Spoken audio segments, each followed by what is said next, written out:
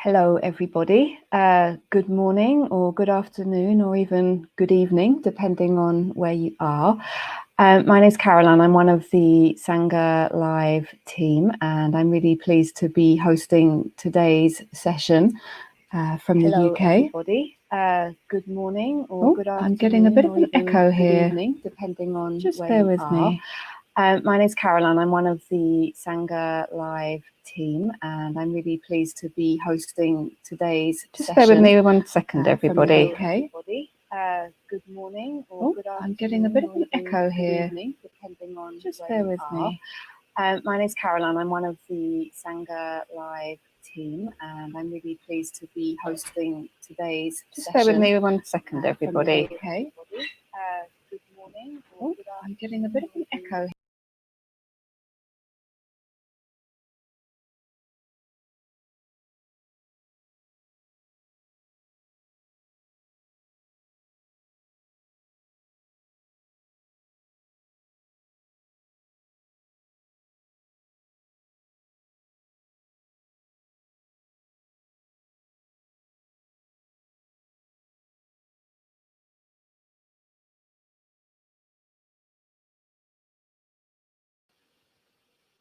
Okay, hi again, everybody. I'm sorry about that. I actually had the session open in 2 browsers, so I was hearing myself speaking. There's an echo with about a 20-second delay, which was a little bit confusing, so I'm sorry about that. So yeah, I'm Caroline. I'm one of the Sangha Live team. I normally host the European sessions, but I'm very glad to be here today hosting these North American morning sessions. And it's lovely to see you all logging in the chat. I recognise a lot of names from the European sessions and from our Sunday sessions as well. So welcome to everybody, and an especially warm welcome to you if this is your first time joining. So just a few things to go over before we start. We're here for an hour, starting with a bit of a contemplation, then going into a meditation, and then the last 15 minutes or so is your chance to ask questions. If you'd like to come on screen, you can try that. Just let me know in the sidebar where you're all saying hello, and I can bring you on at an appropriate moment. If you're having trouble with that we've got a new help page, which might help you to troubleshoot any problems that you have. And I'll put the link to the sidebar in just a sec when I've finished this introduction. The other way you can ask a question is to pop it in the ask a question box. So you'll see underneath the screen, it says ask a question there. And you can just pop your question in there, and then Caverly will see them coming up and she can answer those for you. And then the other thing I'd like to mention is Dana. Some of you will know that Sangha Live operates entirely from contributions from the Sangha. We don't get funding from anywhere else. And we do have extensive ongoing running costs that we need to meet. We have to pay for the cost of this platform. We have various bits of software that we use, our website hosting we have to pay for, various professional people that we refer to for advice, and we have to pay them. The marketing software that we use to send out our information emails and our newsletters. So as you can imagine, the costs really do add up.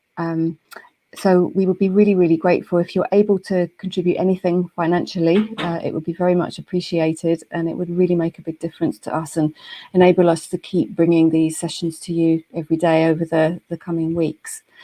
Your contributions will also help to support those people who aren't able to contribute by making these sessions available for them as well. So thank you in advance. It's really easy to donate. There's a green button under the screen. You'll see it there. It says offer donation. Just click on that, and you will be able to give that way.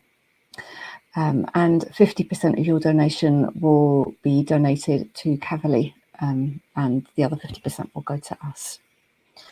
So I think that's all I need to say. If you have any tech issues during the session, just write them in the sidebar there and I can try and help you out.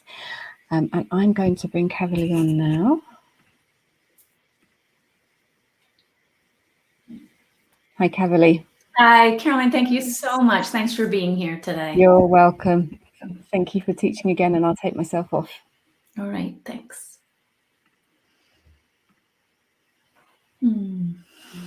Hello, friends. Hello, and good morning, a good evening, good afternoon. First peony from the garden. Welcome.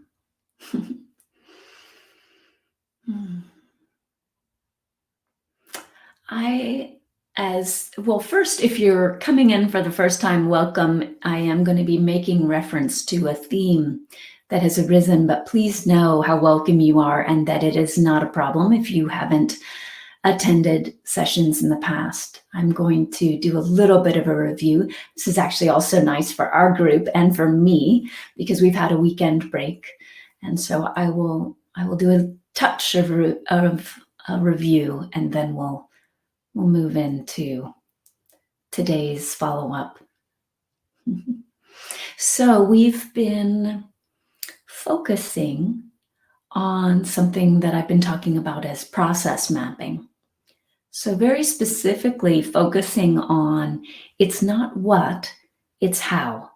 Looking at conditioned processes of suffering and not being confused by our habitual tendency to focus the attention merely on the content.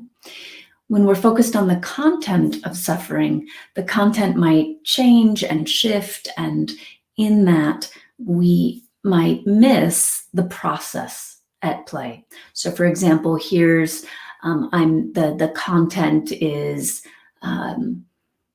not enough money in the bank account, my partner not doing things that I want him or her to do, my child having trouble with this lockdown time and homeschooling with ... and missing, that's the content, missing the process. And the process in that example would be the process of worry.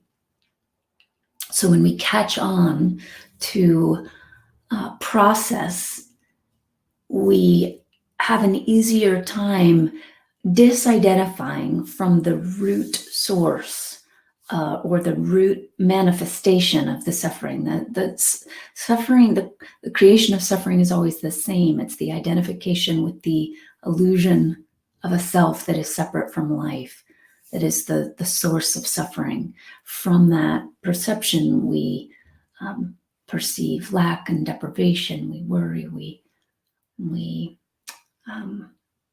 experience hatred or greed or delusion. So we're unpacking process and content. So that's our little catch up or a review if you've been away for the weekend or even just missed one of the last few days where we've been focusing on this theme. And then again, if you're brand new, what we did in our last session is we went over a process called process mapping.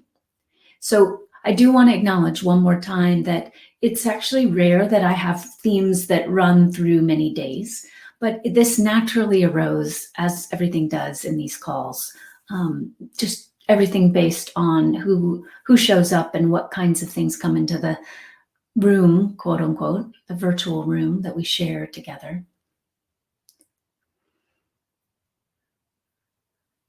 So process mapping. This has been a bit of a theme that's woven through the last several sessions and may continue, but for sure I know that I'd like to continue today.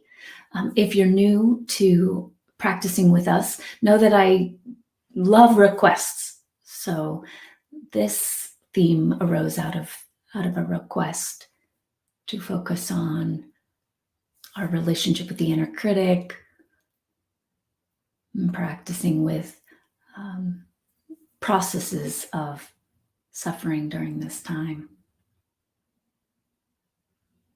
So before I lead today's meditation, which is about releasing the processes of suffering, conditioned processes of suffering. We've focused on seeing them, recognizing them. Now releasing.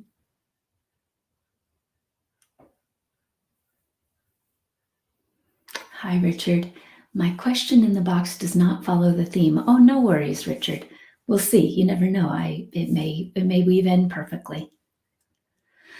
So before today's meditation, I would love to hear if there's anyone who's showing up that has been working with process mapping over the weekend. That was a playful homework assignment I offered. I say playful because it was just, if that felt rich to you, but playfully offered in that hopefully you took it with lightness and curiosity. If there's anything that you've noticed about process mapping that you'd like to write in the sidebar, that would be interesting for me to hear as we move into the meditation. Have you seen anything about your own process? Hi, Nancy from New York. Hello, Rivka from Jerusalem. Have you seen anything about your own process? Have you noticed anything new?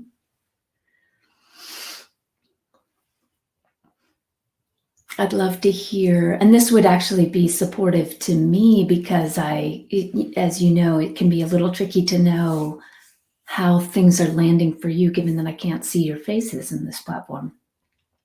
So what was that alive for you over the weekend? Don't hesitate to say, I forgot all about it. It may be that this isn't the right platform for offering homework assignments. Sharon, I have a big chart. So for those that are new, the process mapping was done on a chart. And you noticed lots of aversion throughout your chart. Nice to see that, Sharon. As I've said many times, what we're unconscious to silently governs us. It was surprising to me how often I thought something out there was causing my suffering. Really, that's a really important point about process mapping. Thank you, Sharon. Clinton, I feel time is the key component of all processes. Good. So Clinton, I'm assuming you mean your conditioned relationship to time. Good. Martin, my process towards process mapping was very interesting. You also saw a theme of aversion. Good. Evelyn worked it. Very interesting. A few mechanisms repeating themselves, a few loops repeating themselves. Yes, absolutely. Jan, excellent to see. I noticed a lot of arguing with myself. And Joyce, my process is always the same when something worrisome comes up. Good to see. If you can't recognize that, it's harder to let go of. It just feels real and true when it's up. Sally from London, very alive for me. I have 3 or 4 processes I was unaware of. Good. John and Nancy. When I asked what happened next, I felt like a blame seesaw. First my fault, then the other fault, then me, then some other, then it petered out, fell off the seesaw. Good. This is good. This is very good. This is the seeing of process, not content. Richard, process seems always center around being the victim or not in control due to outside influences. Yes. Excellent. So the other thing that gets revealed in process mapping are the different aspects of the personality that show up as we struggle. And so, yes, to see the one who always identifies as the victim is useful. Sandy, can you speak to how much of our actions are in support of manipulation rather than living more honestly?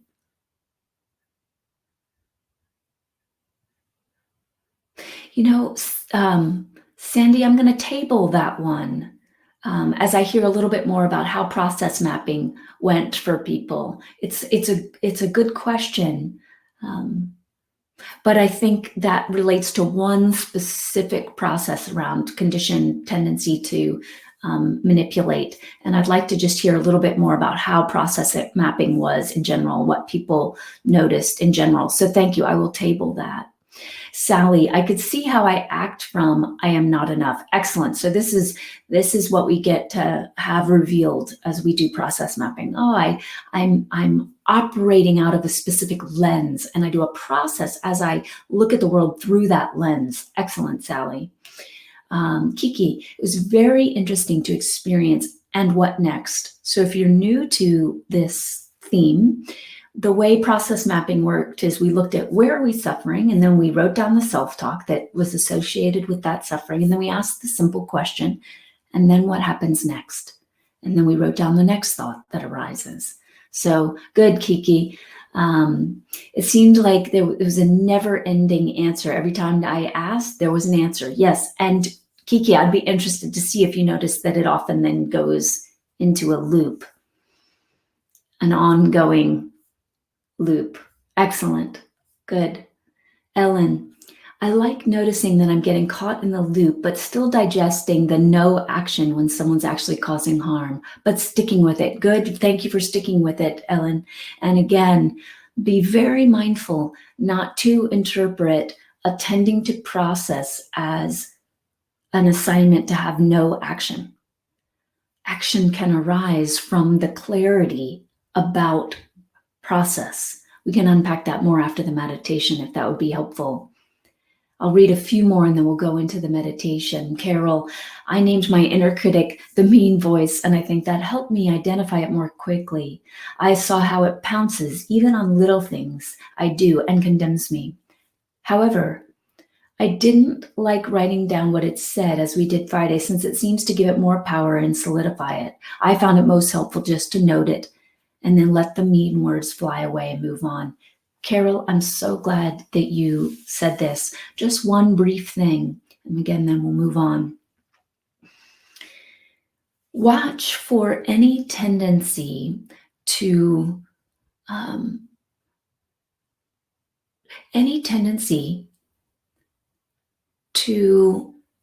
have,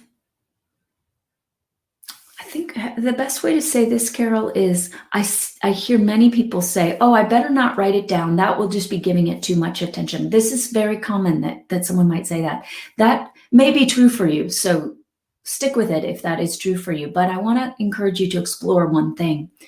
Many people also report to me that once they start writing it down, they realize that's when they can really feel how cruel this voice actually is. And getting clear about that really invites and prompts a disidentification from it, a releasing of it. To see, for example, the kind of thing that is being said here lets us see, I would never say that to another person. So sometimes in the just noting it, we'll say, oh, that's just mean voice. Okay. But it's sort of like we're not getting to fully feel the impact of what that actually is. So just explore, notice that. It's not that there's anything wrong with not writing it down, but just know there can be a real benefit from seeing.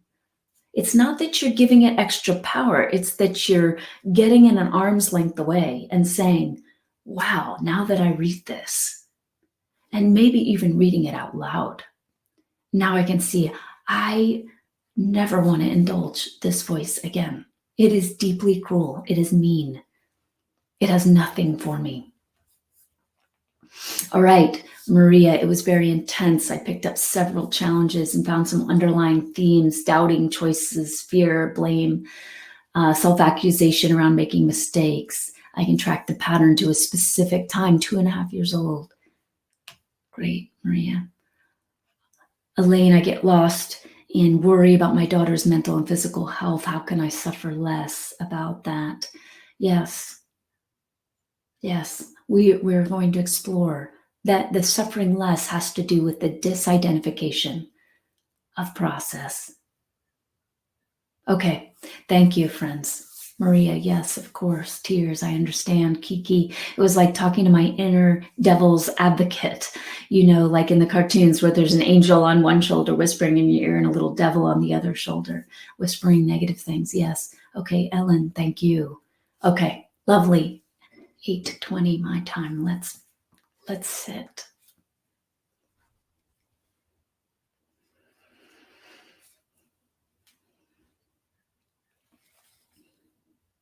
And friends, thank you for writing in, by the way. Thank you for engaging and letting me know what kinds of things you're seeing. That's very supportive as I move into meeting you, guiding today's sit.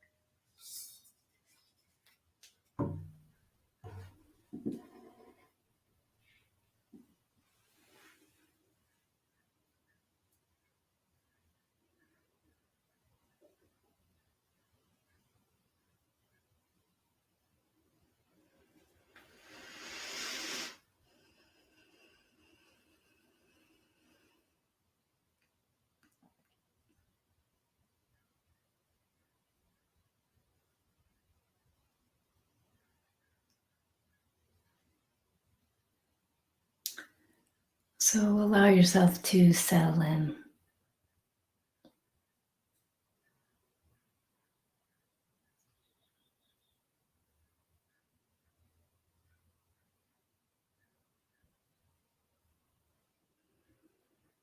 Rest in openness.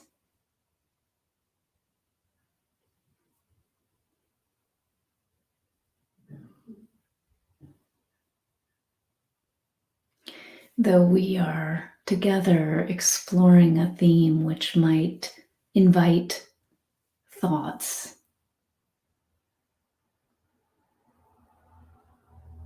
and that's not bad or wrong, by the way, if your mind is busy now.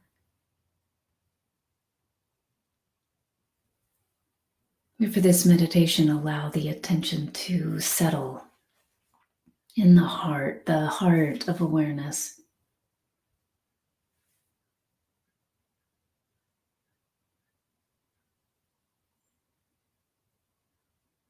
So that as we explore a bit more, we're exploring it from spaciousness and openness, not from the conditioned tendency to noodle and figure out and pick apart.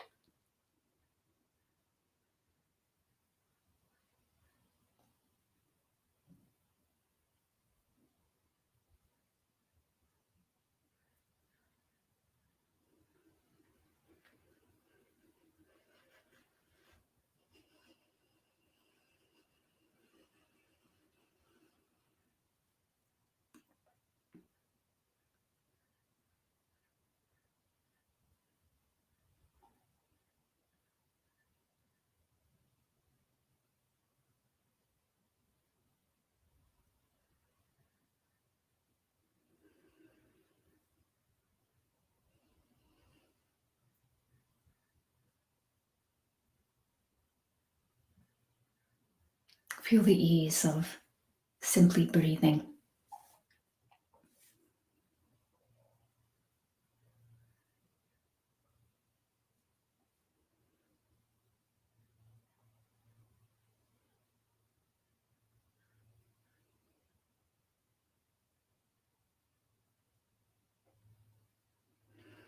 And now if you've been on the last few calls, this will feel like a bit of a review. Approach it from the moment, the freshness of the moment. Don't drag in what you've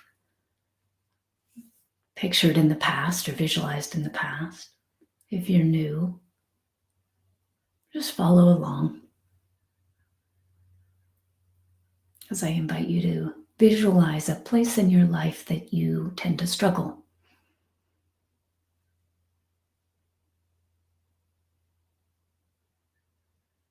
Again, not all of our guided meditations and these calls have had this element of guided imagery, but for this theme, that's what we've been exploring. Visualizing yourself in a place of struggle, and then noticing what you're saying to yourself about that struggle.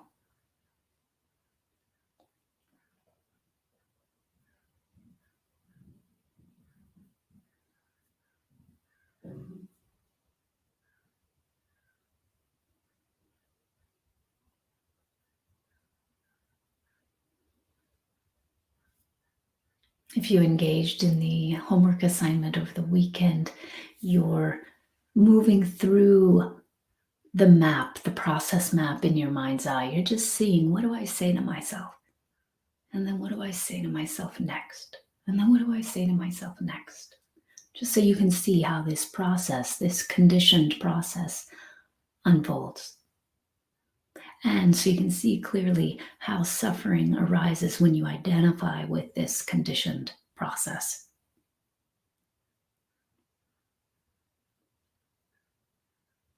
When you call it truth or reality, rather than seeing it as simply the activity of the conditioned mind. So just explore that for a moment. Notice everything there is to see about it.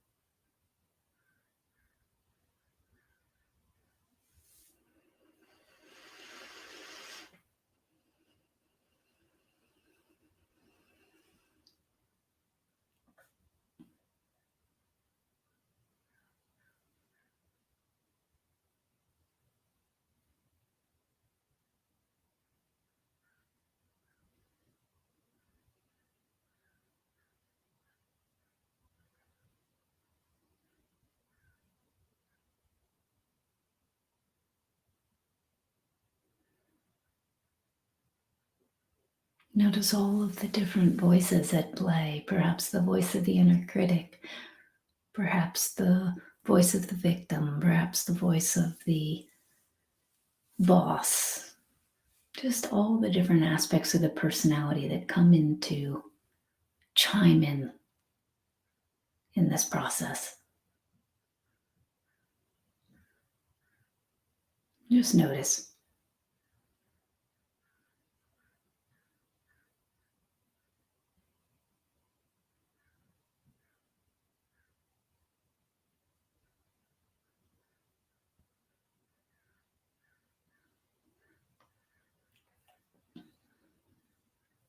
When we ended on Friday, several people made reference to this underlying question of, okay, so then what do we do? I see this process. I see how horrible this negative self-talk is. I see how much a part of me suffers when identified with this process. Now what?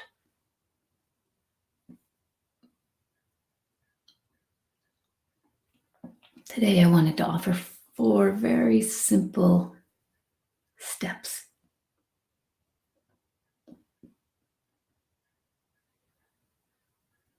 Those steps are: see it,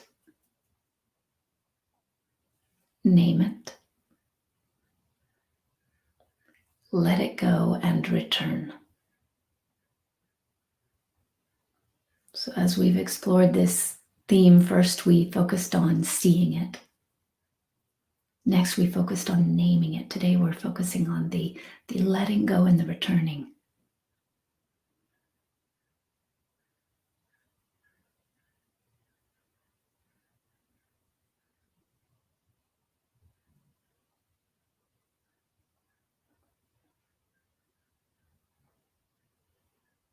The seeing it in light of what we've been exploring might be as simple as, I can feel that I'm struggling. You know, when you're going along in life and you don't even call it struggling, you're just trying to solve the problem or fix what's creating fear, the content in your mind that you're associating with that experience. So the step one is,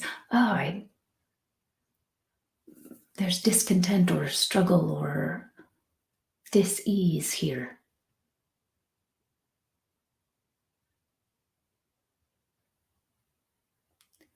The naming is the naming of this specific process, which many of you have done.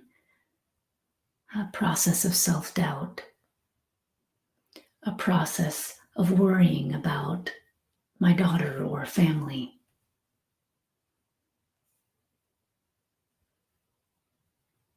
a process of I'm not good enough, process that centers around being a victim,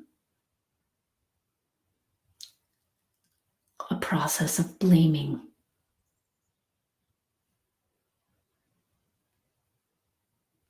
a process of arguing with myself, a process of aversion, process of being in relationship with time in a way that creates suffering. These are your observations.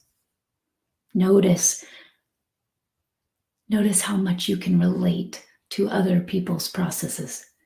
These are universal processes. They're not personal. We don't need to take them personally.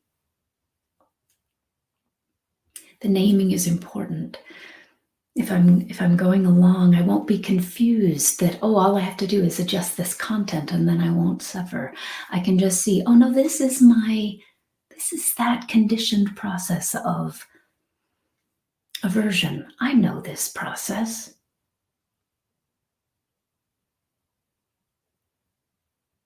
It's like, imagine if your home was robbed every day at the same time, every day at noon. Someone came in and robbed your home. Imagine if you became a detective of the circumstance, and so you just watched to see, when does this person walk down the street? What are they wearing? How do they get in? What do they say as they're stealing things? Do they tell me they're just borrowing things, but actually they never bring them back? How does this work?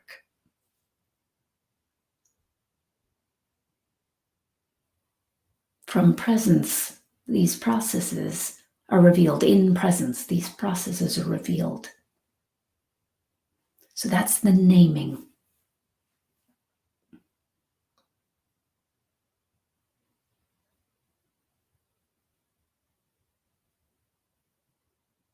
Now letting go and returning.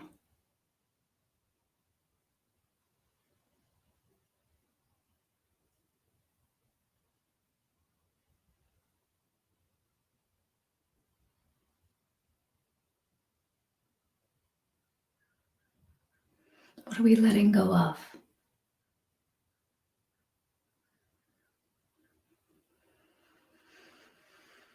We're not letting go of the content. We're letting go of our conditioned tendency to identify with these processes. The minute we can name them is the minute that we're less identified with them.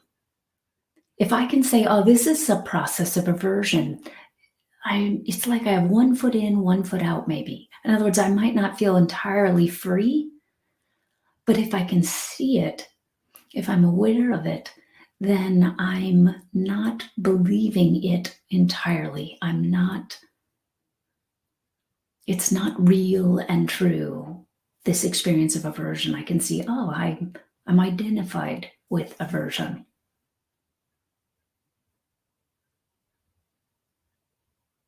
So the letting go is the letting go of the identification.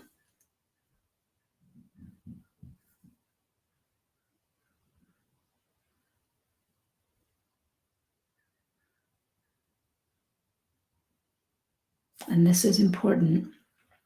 The letting go, don't allow the conditioned mind to turn letting go into a prompt of push away. Letting go isn't an act of doing. Imagine a clenched fist. The doing is in the clenching. The letting go is simply the invitation to release. As you release, the hand naturally will open again.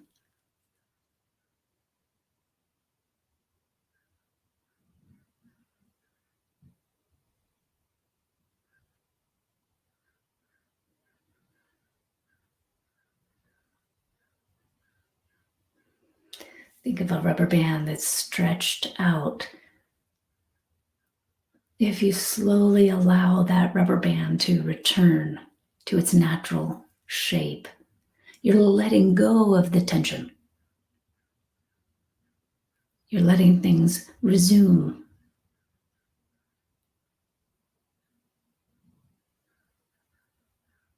As they would without the interference or distortion created by the activity of the conditioned mind. The distortion is the best way to say it, the confusion that comes from that identification, the delusion, the story that I'm separate.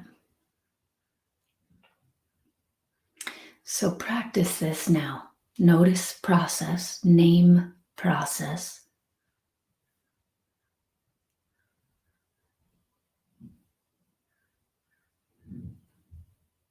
And then gently ask,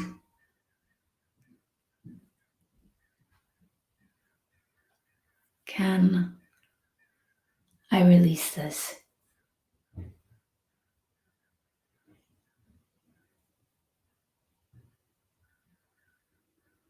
Again, picture the clenched fist. Can I allow the hands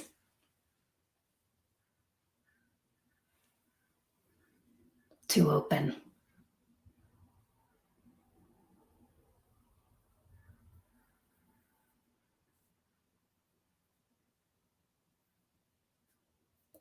For now, Spencer, I see your comment. For now, just focus on one process. Let's allow this to be simple. Spencer, put thinking mind aside for a moment. Drop the attention back into the heart of awareness and simply notice one process. Invite an image of one process in which you struggle.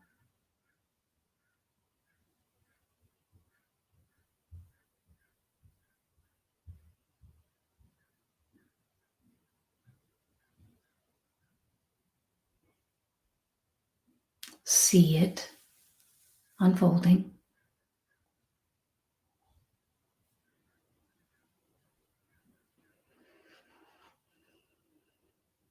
And allow yourself to name it. The process of aversion, for example.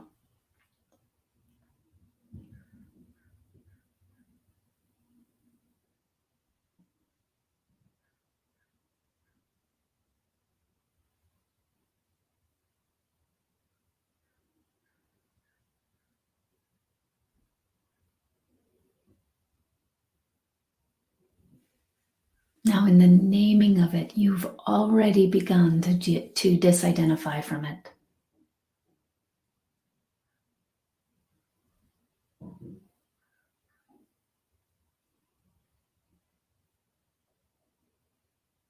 But continue that now. Visualize that clenched fist just finally being allowed, invited, encouraged to open.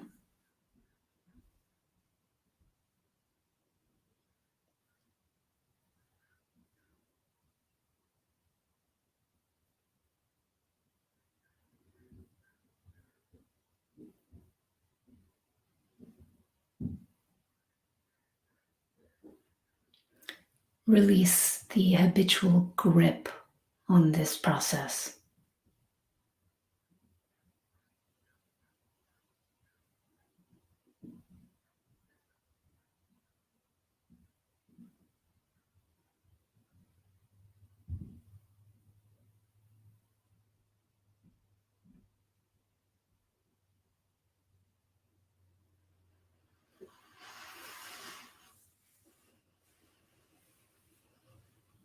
Free this process.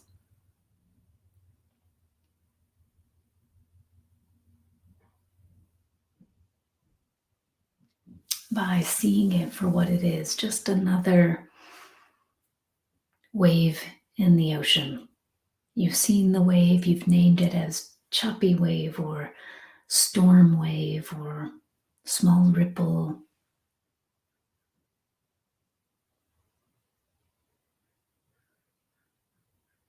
Let it go. Release the grip. The wave is a good analogy here, because how can you grip a wave? But we try. We feel like we're able to grip something when we're identified with the conditioned mind. Release the grip.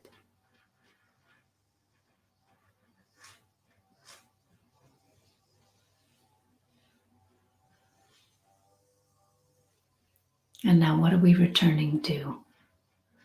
See, name, let go, return. What are we returning to? With this metaphor, it would be the ocean.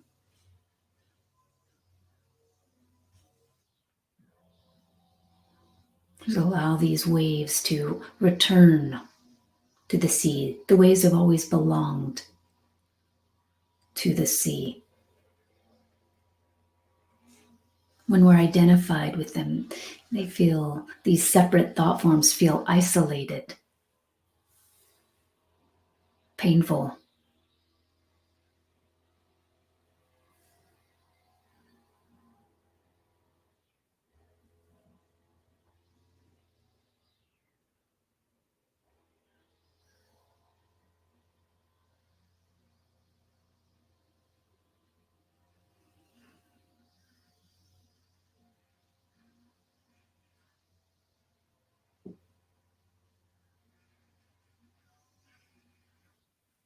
Allow these waves to return.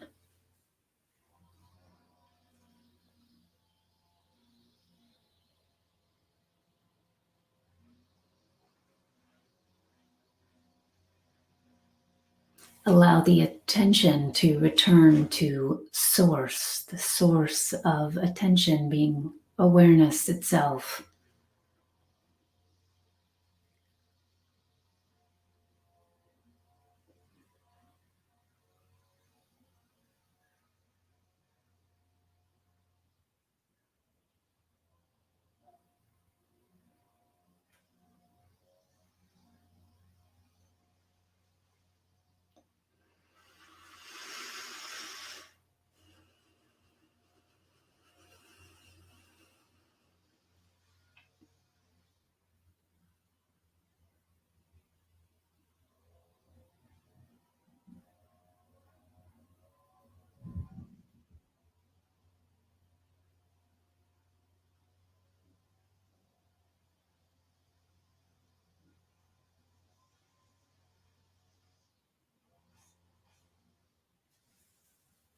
Allow the drop of water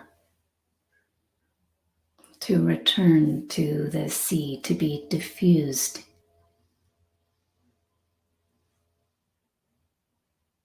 in the merging.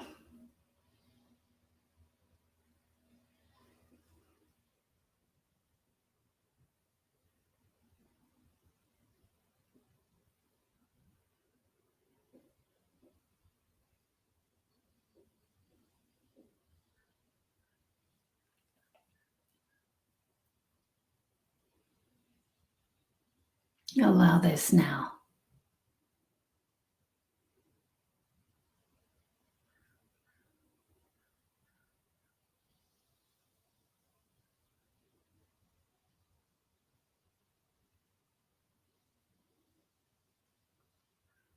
This releasing, this letting go, and this returning, this remembering.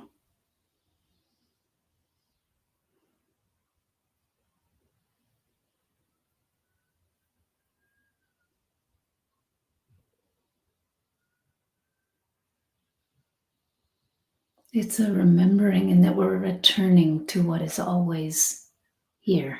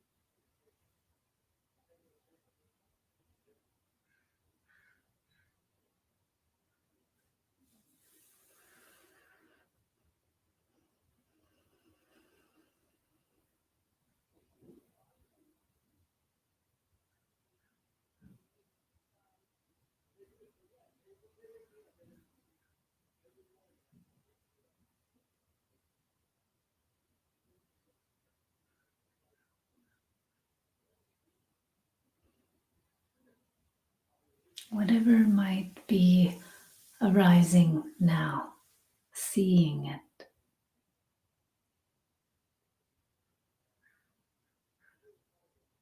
Naming it. There's aversion.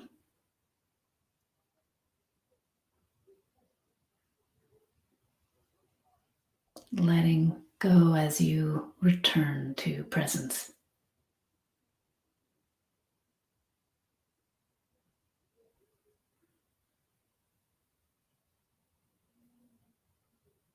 Letting go and letting the aversion be.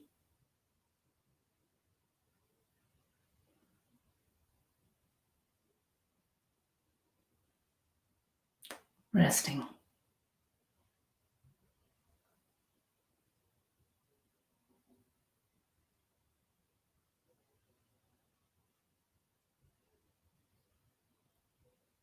Being.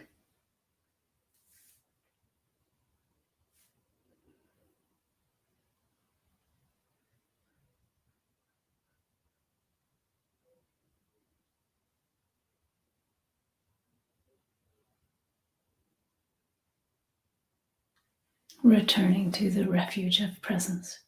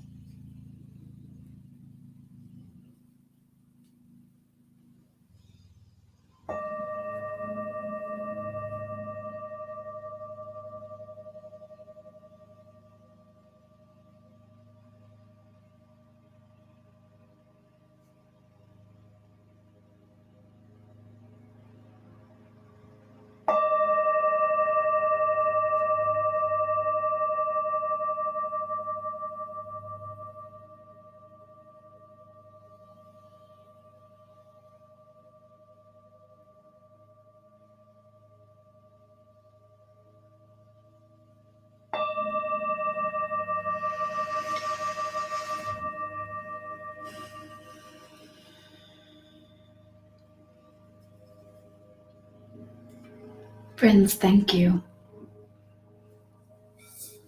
My neighbor is doing yard work. I hope it's not too loud in the background. And too loud really just means I hope you can still hear me okay. Distractions are good. They remind us that we don't want to long for a fragile peace, a peace that can only be found if it's perfectly quiet or our meditation is undisturbed. So friends, thank you. Before I address the questions in the question box, I want to remind you to support this platform. If you've shown up to this platform before, you know that I'm always mindful to mention the importance of that support at this point in time. We really can't exist without you. Oh, John and Nancy, it sounds like monks chanting in the temple. Good. It doesn't to me. It sounds like a lawnmower and a weed whacker. But yes. Oh, Sally, thank you for this life-changing work. Yes, it is. It's life-changing in my experience. And my first Zen teacher said, finding practice and really you being able to use the tools of practice and then seeing the transformation that comes from that, that is a debt that can only be repaid with the same coin. So I am simply repaying a debt. Joyfully, I'm honored to. Thank you so much for being here. Okay, so yes, Sangha Live, Caroline, today. Thank you. Harika, you asked, could you describe and explain how you can establish this process mapping? It's my first time here and I'd be interested to dig deeper in the subject. I do want to thank you for hanging with us. As I said, I don't often come in and make reference to meditations over the last 3 sessions. This theme naturally arose in our group, and it's a theme that's quite juicy to unpack. And so it's been part 1, part 2, today is part 3. And as Caroline points out, these recordings are all available. So one of the reasons I did a little bit of a review is just to give enough of a taste to new people so you could follow along today. Hopefully you were able to. And then if you do wish to dig deeper, as you mentioned, that is available. The link is now provided there on the right-hand side. And that has the recording from Thursday and Friday of last week would be the ones you want to check out. So those recordings introduce processes of the conditioned mind and then invite a specific practice around process mapping. So that's what this group is now playing with together. Today, as you heard, is about the releasing piece and the remembering.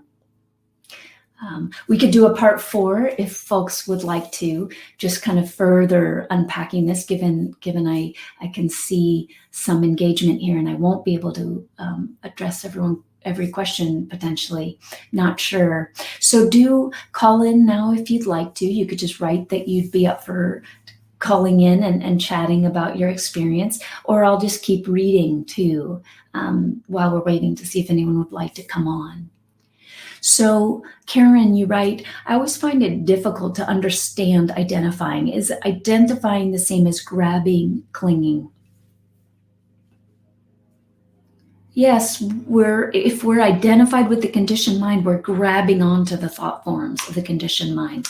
Another way to say this is if we're identifying with the conditioned mind, we're assuming that whatever process is at play within the conditioned mind is real and true.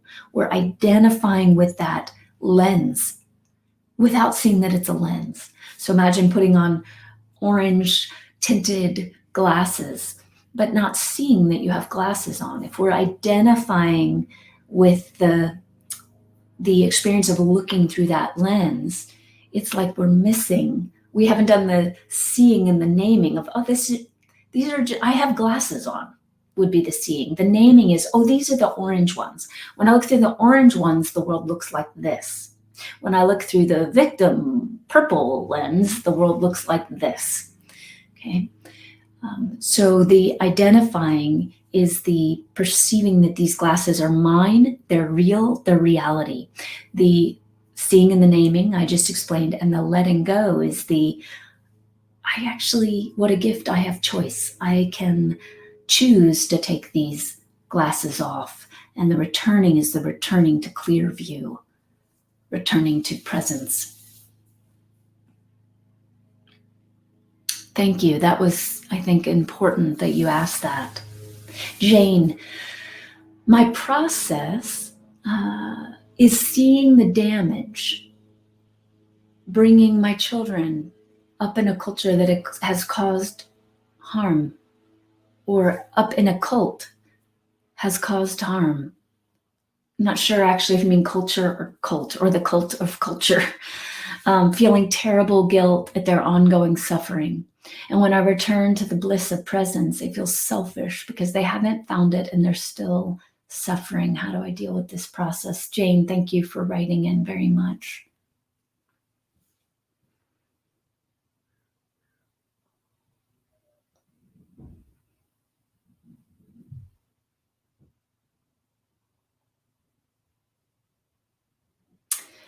First, I want to acknowledge Jane, that the bliss of presence you refer to can't be selfish because it can't be owned. Selfish implies that I am a self that's going to grab onto something. I'm selfish, I'm holding this, I'm clinging to it, I'm keeping it. Presence can't be contained, owned, possessed, grabbed, clung to. The conditioned mind can attempt to own. And if we're identified with that conditioned mind, we can think we're owning in the same way we can think we have control. And yet, you likely have realized on the deepest level that we don't have control, for example, of life, of our own death.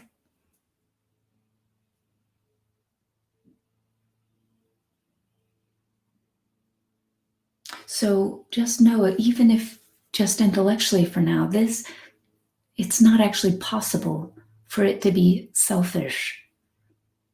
Your true nature isn't possessible. You can't own it. So it's not selfish to remember yourself as it, to remember it. We have a conditioned processes that when we remember the peace of our own true nature, we have conditioned processes that arise that say, well, you can't just live in that remembrance. Because they're suffering, you need to suffer.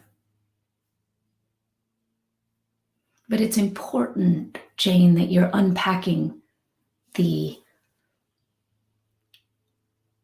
distortion in that assertion.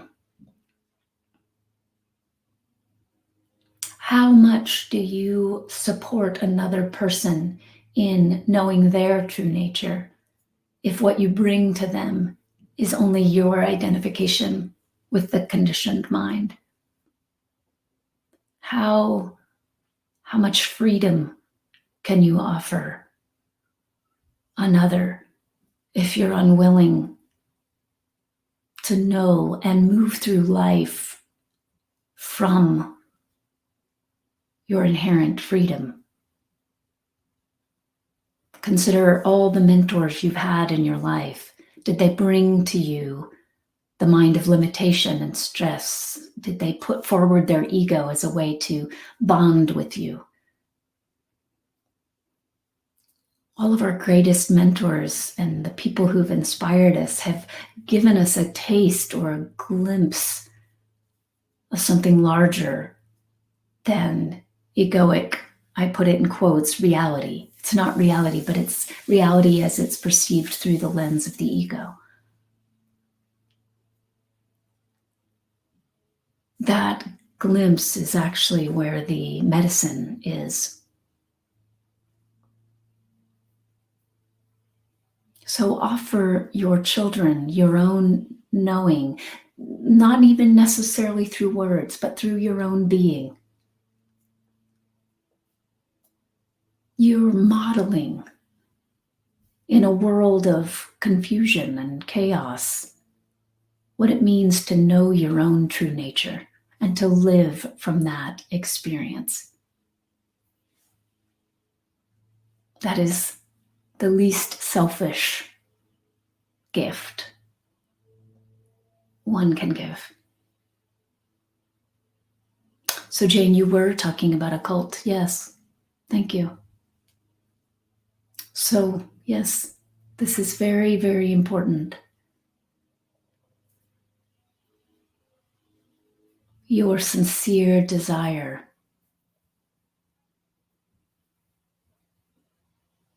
to support them in moving through their suffering. Your guilt or your shame won't support their freedom.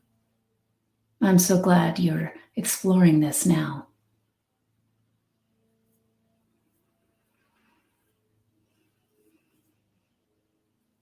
Perhaps tomorrow, if you're up for it, you could come on screen, Jane, and we could talk a little bit more.